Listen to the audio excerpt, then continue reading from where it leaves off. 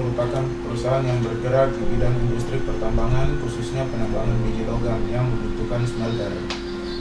Pada tahun 1996, PT FI membangun smelter di Kabupaten Gresik, Jawa Timur, dan mulai beroperasi pada tahun 1998 dengan kapasitas 1 juta ton konsentrat per tahun. Sebanyak 48% hasil penambangan PT Freeport merupakan konsentrat yang sudah diolah di smelter miliknya yang berada di Gresik. Sedangkan konsentrat yang sisanya akan dikirim ke negara-negara tujuan ekspor untuk dilakukan pemurnian. Adapun PT Freeport Indonesia harus melaksanakan ketentuan yang sudah ditetapkan dalam Undang-Undang Nomor 3 Tahun 2020 yang mewajibkan untuk membangun fasilitas pengolahan dan pemurnian atau smelter di dalam negeri, sehingga semua hasil konsentrat PT FI akan diolah dalam negeri.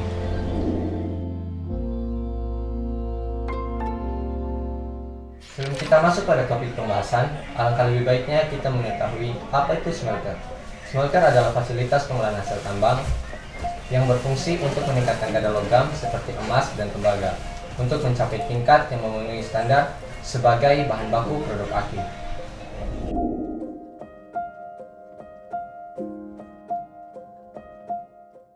Berikut beberapa dasar hukum.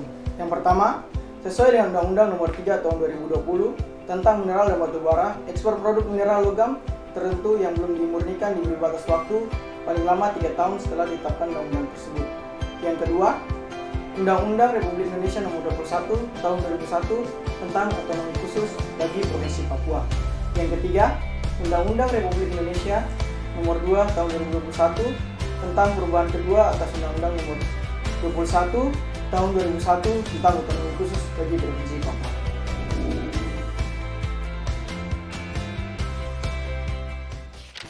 Apakah pembangunan smelter bisa dibangun di Papua? Merujuk pada Undang-Undang Nomor 3 Tahun 2020, pembangunan smelter yang ada di Gresik sana diberi waktu 3 tahun setelah ditetapkan Undang-Undang Nomor 3 Tahun 2020 tersebut.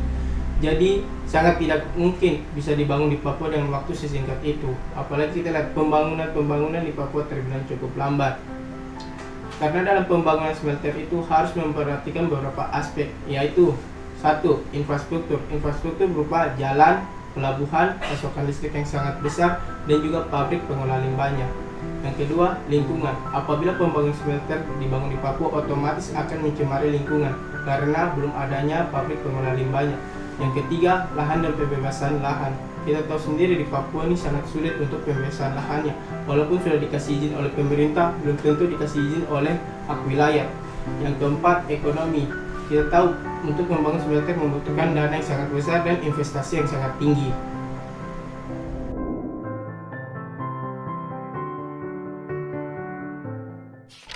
Ada beberapa dampak terkait pembangunan smelter itu sendiri.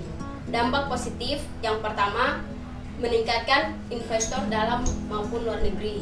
Yang kedua, menambah atau membuka lapangan pekerjaan. Yang ketiga, mendorong perkembangan hilirisasi mineral di Indonesia. Yang keempat, menambah pendapatan negara atau APBN. Dampak negatif dapat mengubah bentang alam.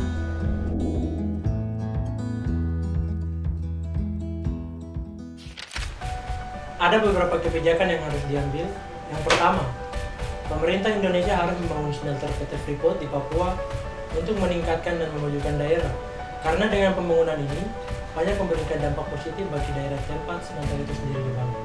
Yang kedua, berdasarkan Undang-Undang Republik Indonesia Nomor 21 Tahun 2001 Pasal 39 tentang otonomi khusus, pembangunan smelter PT Freeport memang harus berada di Papua.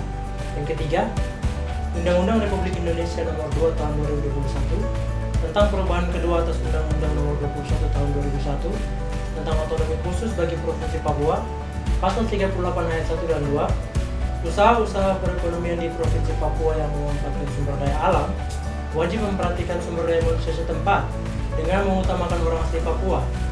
Yang berarti dalam hal ini, pembangunan smelter juga harus memperhatikan sumber daya manusia yang ada di Papua. Yang terakhir, namun untuk mensupport pembangunan smelter itu, pemerintah harus membangun fasilitas pendukung atau aspek smelter itu sendiri.